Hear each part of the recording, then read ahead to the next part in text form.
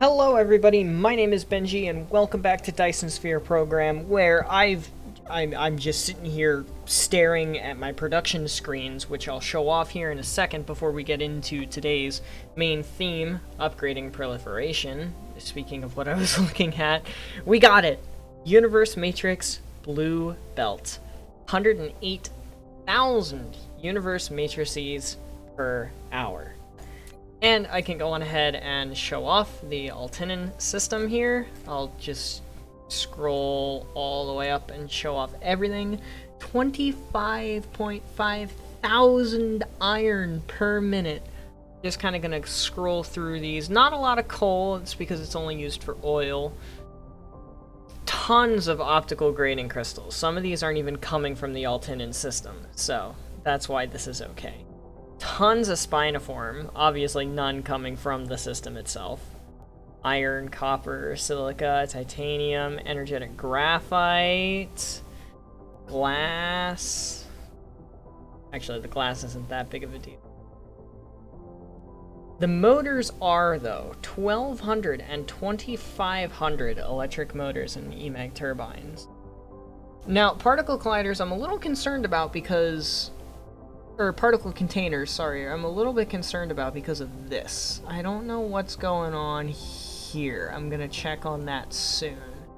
Circuit boards are good, processors are good, quantum chips are good, microcrystalline components are pretty fluctuating, but I think they're good overall.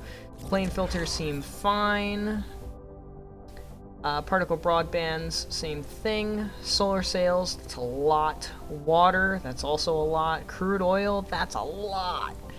Refined oil, look at this difference. The hydrogen is crazy, deuterium is crazy, antimatter is insane. 1920, critical photons, it's insanity. We're using one antimatter fuel per second in the entirety of the system, roughly speaking. Organic crystals, titanium crystals. Good thing I'm going primarily, like, look at this even, 160 per minute, that's insane. 42 per minute. 500 per minute. I don't know how much that is. I think that's almost 10 per second. That's insanity. And then we get to the good stuff. Consumption 1800, it's finally evening out. All of these are consumption 1800. They should be roughly 1800 consumption, but obviously because of the Proliferation Mark III, that's going to be increased ever so little bit. And there it is, the Universe Matrix. Obviously, there's a huge bump in consumption every single time that we go from lab speed to the other one that we're researching, the vein utilization. But we are going to get ourselves up to level 20 vein utilization before I stop this loop process of research speed versus vein utilization. We can't queue anymore. But it only takes a couple of minutes each for this kind of stuff. Each! Like, that's literally nothing. So the next thing that I'm going to be working on off camera here is going to be the proliferation, and I do already have a sheet for proliferation, kind of. I'm gonna end up making a new sheet because it's a little bit of a mess, and it also uses spinoform stalagmite crystal instead of anything else, and I'm gonna end up using the graphite, or the graphene alternate, or words. Let me just run it down. Proliferation requires coal. Coal to Proliferation Mark 1. Super duper easy. Proliferation Mark 2 requires 2 Proliferation Mark 1 and a diamond.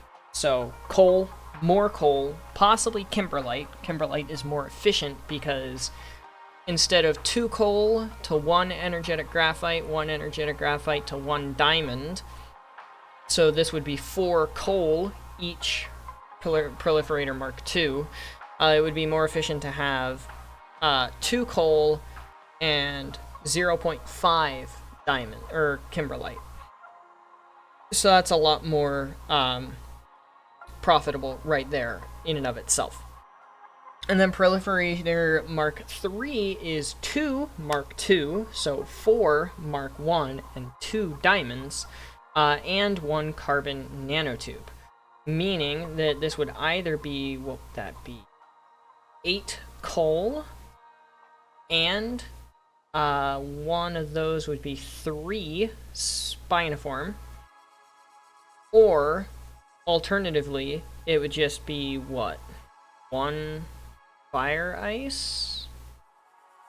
A little more than 1 fire ice, roughly speaking. No, less than 1 fire ice, like 0.75 fire ice and 0.5 titanium for the Proliferator Mark III in that regard.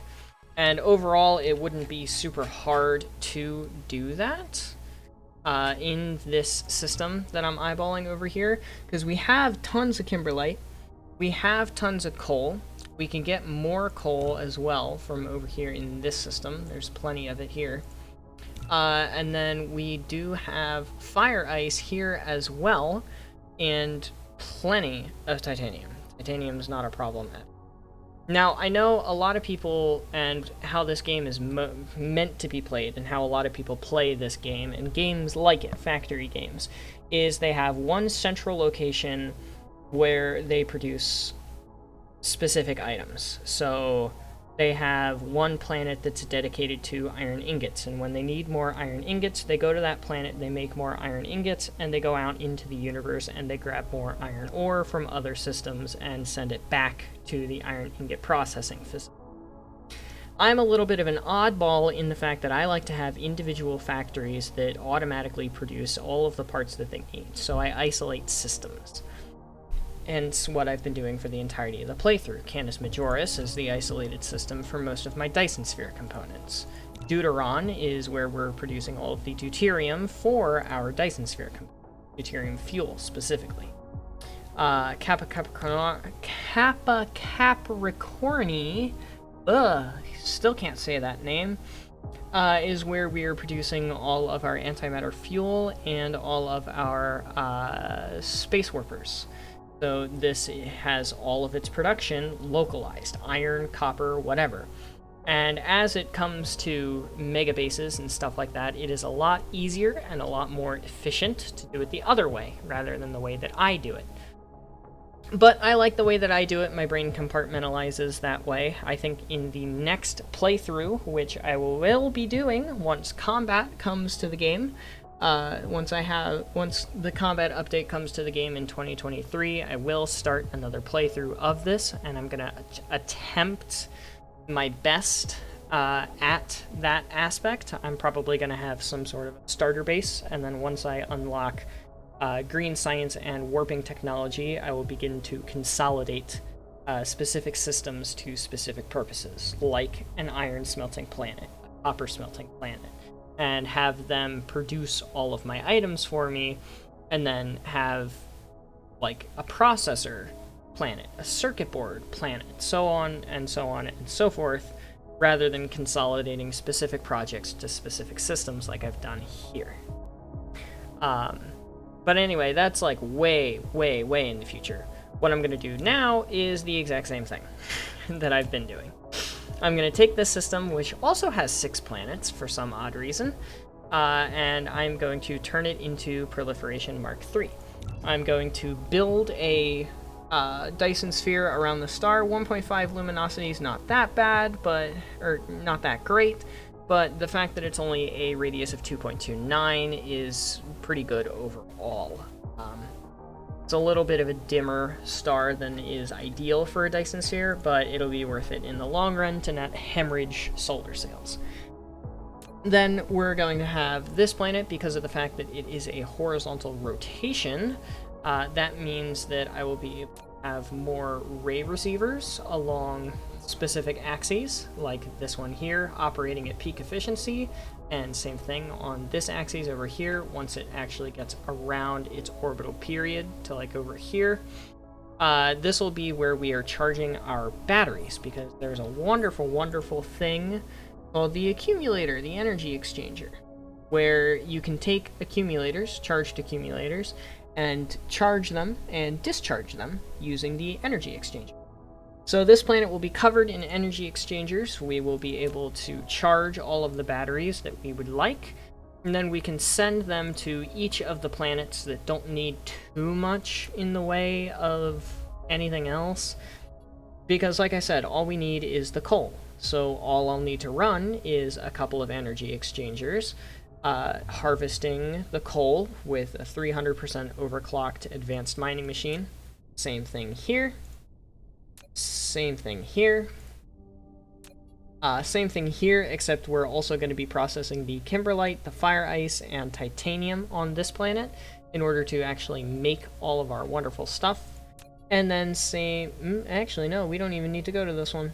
There's nothing on here that I need, so that one's completely worthless. So 3 planets that we need to actually send batteries to. I might even try to send batteries up here, because we don't need a ton of stuff in the long run. And then battery charging here. So I think the first thing that I'm going to do today is bump my mic, sorry. I'm going to set up the Google Sheet and put it into the blueprint link description in... the blueprint link in the description. My gosh, I can't talk today. Then I'm going to grab my accumulators and energy exchangers and make sure that they are actually being supplied to me, and I'm going to put that all here on this planet. I think that's what I'm going to try to do today. Thank you, everybody, by the way, for joining me on the wonderful journey of 30 science per second. It has been absolutely, completely, and entirely fantastic. It's been a wonderful journey. We have an amazing sphere that is still not finished yet. It will be soon. It's still not even at 100% satisfaction once we take this away. No, it kind of is, actually. 86.1, 90.5. So technically we could be done, but I'm going to finish out the inner sphere because it's going to look really, really cool. But thank you for joining me on this journey. It has been an absolute pleasure. The series is sadly going to come to an end, if not this episode. Definitely not this episode, but if not this episode, next episode. Maybe the one after if I go for my other super secret. But it's been a wild ride. It's been fantastic. I really hope you guys have enjoyed the blueprints that I've been making for you and my commentary. I hope it's been helpful. I hope you've learned something. And I hope that you've just had as fun of a time with this game as I have recently. But that's enough blibber blabber from me. I'm gonna get to work. See you in a few. So in between little recording sessions there, in addition to planning a couple of things regarding the Proliferation Mark III and the way that we're going to be using the batteries, I also decided that I'm going to start achievement hunting a little bit. And most of this is going to be done off camera because it's stupid, kind of like hunting things like this one, Let There Be Light, light an artificial star on the north and south pole of the original planet, an ice-field glossy planet, and the eternal night side of a tidal-locked planet. And I have all of this, you know, ready to go. I just need to actually get there, place a star, place the antimatter fuel, and it's done. So stuff like this, stuff like these, they're all trivial, annoying things that need to be done, and they just kind of get done over time. There are a couple of these that I will be showing off once I figure out the solution, and that's going to be stuff like this. The mecha running out of energy, falling into water. It's got to be very deep water. Probably data rules everything around me. The main way to do this is to just stop research, let the labs build up, and then do it. And then this one, which I decided to go on ahead and do. We can make it if we try. Build a Dyson sphere around a red giant star with a power generation performance of more than 10 gigawatts. So, here we have our red giant, which these things are massive. Massive. 16.5 radius. Like, the radius of the Dyson sphere, which is as small as I could make the radius, is 30,000 meters. this is just absolutely ginormous. So lots of structure points that need to be built. Lots and lots. What is that? 2.6 million cell points. So I went on ahead on both of these planets that are both orbiting the gas giant, actually. Can't see the other one right now, but it's somewhere around here. I went on ahead and put down 2 Dyson sphere builders and a bunch of artificial stars. I've also found that I really like watching them go out in waves like this. Like, watching them go out in waves versus the trickle is just, oh, it's fantastic. I love it. And then on the other planet over here, I added a whole bunch of the rail ejector Mark II blueprints. So we just have thousands upon thousands of solar sails being launched toward this thing at once, and I literally just copy and pasted the sphere design from the Saturn system and then painted it orange to align with the actual star itself. So that's kind of what we're going to be doing in between things here. I just wanted to show that off. Overall, there's the planet, by the way. Overall, this should absolutely very easily be able to make 10 gigawatts. And if it's not, I can easily fix that issue. I have also been doing a whole bunch of... I'm going to need to stop by the home planet. A whole bunch of research in between things. So I did unlock the new tech, and I will be making a video that comes out before this one comes out, going over the distributed logic system and also the mesoscopic quantum entanglement, the chemical plant Mark II, or the quantum chemical plant. And then I also did all of the research regarding the distribution range for those drones and the speed of those drones, logistic bot carrying capacity and logistic bot travel speed get upgraded with the carrier engines, and they are infinite techs as well. Minus this one, the carrier capacity is apparently limited to whatever this limits it to. And I'm pretty sure it's over here. Carrying capacity of 10 maximum. And in addition to that, I found a Reddit post that I'm very much going to be following the advice of once I start Season 2 of this with the combat update, and that is to rely on that logistic bot distribution system for proliferation in the early game, because proliferation is something that you don't need a whole lot of at any point in the game, especially the early points in the game. So you can have the logistics bots just kind of traveling back and forth. They're really slow and, you know, all that good stuff. So they can just travel back, forth, wherever they need to go, and give the proliferation in small quantities, because that's all we need. All we need is small quantities. So that's something that I'm definitely going to be doing. They're also good for this. They can supply you with your specific logistics over time. And you have all of these different filters that you can set. You can even set the filter down to 0, so do not provide, do not collect, and it will automatically detect everything. So, and automatically take it from you or bring it to you. But like I said, I'll be going over that more in the actual dedicated video that came out before this one. I don't know why I'm talking as if I just went straight through that planet, by the way. I don't know why I'm talking about it as if we're going to continue discussing it right now. Right now, what we're going to discuss is our battery logistics.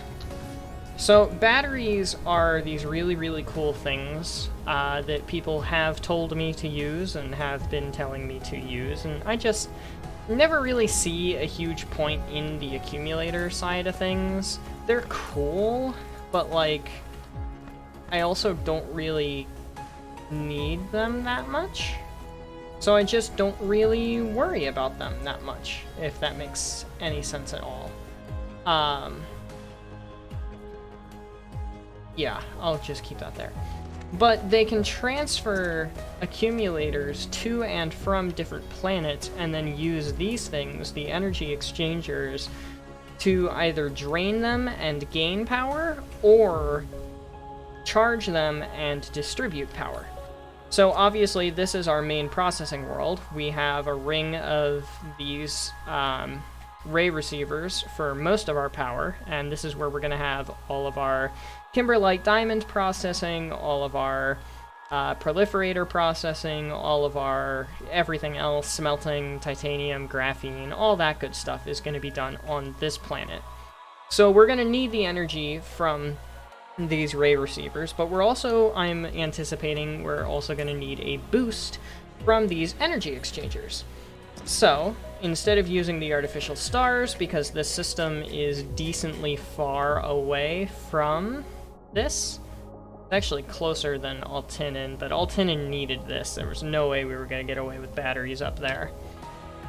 So we're going to use batteries mostly just for the fun of it. But these guys have a really cool animation where that's discharge, where the umbrella is open, and this one is charge, where the umbrellas are inverted. And it's got these really, really cool animations. I really think they're neat. Idle just turns it into a cone, like this. It's kind of cool. But we are going to go on ahead and put both of these on discharge.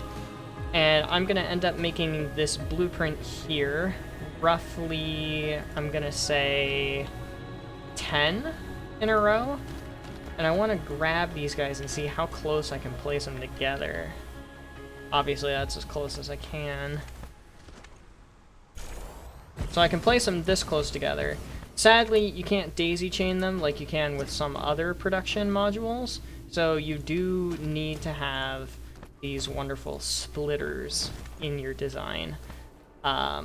Very sad. I'm sad about it. I'm not a fan of them overall. So, yeah. But that's essentially life. And this is essentially all we have to do. We have one central line coming out of the Interstellar Logistics Station here. For the discharging, it's going to be requesting these accumulators full, specifically accumulator full. It's going to be remote demanding. And then the empty accumulators, it's going to be remote supplying to the charging stations, which is going to be the exact opposite. And then these guys will come straight down the center and split off between each of these wonderful things here. And then once they are fully discharged or fully charged, depending on the setup, they will come out the other side, down the conveyor belt, back into the Interstellar Logistics Hub, and they will move on to the next planet from there, wherever they're being demanded. So I'm going to go on ahead, I'll set both of these up, and then I will show it in action on the charging planet, and then I will show it in action on this discharging planet, once I also have some of our actual production lines set up. I have everything calculated, I just need to set it up. So that's enough blabbering for me for now, and I will bring you guys back in momentarily once I've got that set up. Shouldn't take me too long IRL, but for you guys it'll just be a boop. So now that I have at least one set up on both planets, I'm going to go on ahead and put in some of these wonderful thingies here. And we're going to use drones for that. Local demand, remote supply. Remote demand, local supply. Perfection. The issue is the fact that now this is going to get ones from back home and from here. So that's nice. I don't know why this one didn't send. Local demand, remote supply. It did not send a logic vessel, which means that the logic vessel is coming from the battery charging. So give me a second, I'm going to let that get to us so that you guys don't have to wait around for it. Coming in for landing now. Which means it will be taking these lovely things, all 1,600 of them. Our drones will go fetch more and shoot them into the system. And this is now going to head all the way back to the battery charging planet. Means I'm gonna race it there because I'm faster and it's not warping. You can see it, it's right there. But now we're gonna get up ahead of it. I didn't see us pass it. I know for a fact that we passed it, but I didn't see us pass it, which is a shame, because I was hoping to see us pass it. Looks like it sent another one. Why is it sending them instead of just sending it straight from there? I don't know. I don't know what's going on with that. It's weird and stupid. But now we're gonna wait for it to make it here, where I have the charging setup. Where do I have the charging setup? Ah, over here. And I also harvested the coal from this planet because we obviously need to. I think 2 charging setups should be fine. I don't know entirely for sure if it will be, but each of these charges at 45 megawatts, which I guess is a megajoule per second, so I don't know, yeah, 45 megawatts. And then it wasn't even this one that did it. Very odd. Very odd. Can't explain that. Have no idea what that's about. But if 2 isn't enough, I will put more. And now we're just waiting on this guy to get here, which is pretty much right now, actually. I'm annoying enough to keep talking. Also, yeah, this is the Dyson sphere. I went for something a little more random and hexagonal / pentagonal, I guess. I kind of like it overall. It's new, it's different for me. I don't usually do that kind of style. But here's the vessel. Means there goes the charging.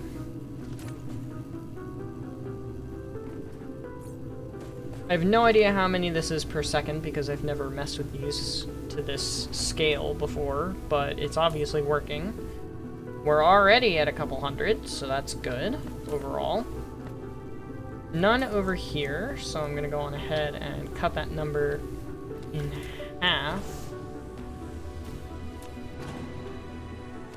Do I have them in my inventory? I do, good. And then we'll go on ahead and set that up to continue charging.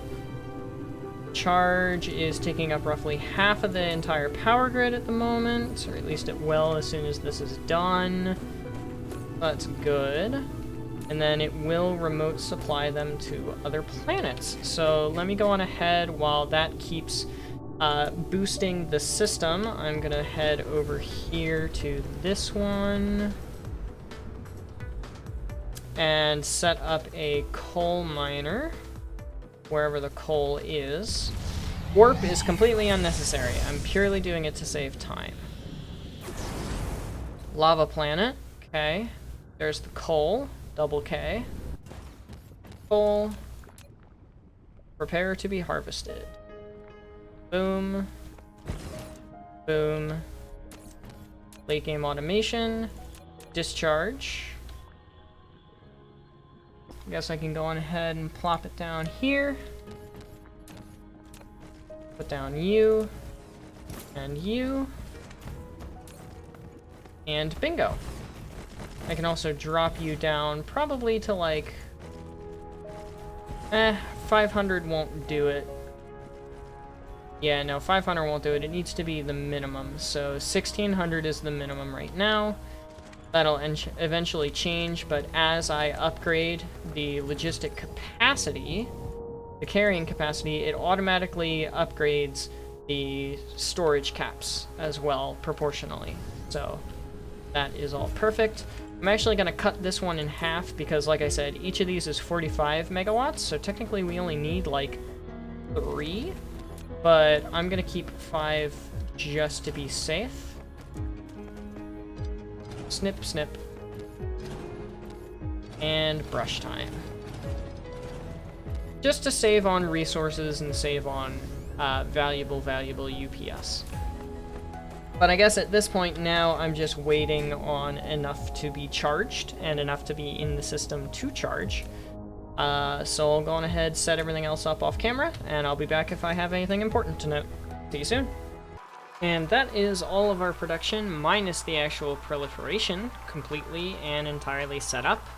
Our blueprints for the charging and discharging is working. I don't know for sure if it's working on the other delivery planets as of yet, which are just these 3, and then obviously the battery charging planet itself. But now it's time to move on to the actual proliferation portion of things, and this is going to be super duper easy to do overall. It's literally a 1-to-1-to-1 ratio of machines, and all we need to do is a simple 2-input, 1-output system with proliferation for every single one of them. And I am going to design these closer to up top here, just so that it'll actually have the range that it needs. Now, one thing to keep in mind for Proliferation Mark 1 is that one 30 belt of coal can supply 10 machines, because it's only a 0.35 something or other craft speed, or second craft speed. So just keep that in mind for this.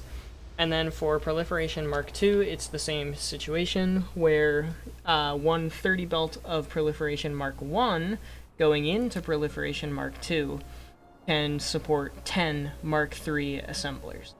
So literally all I'm going to do is just have output 1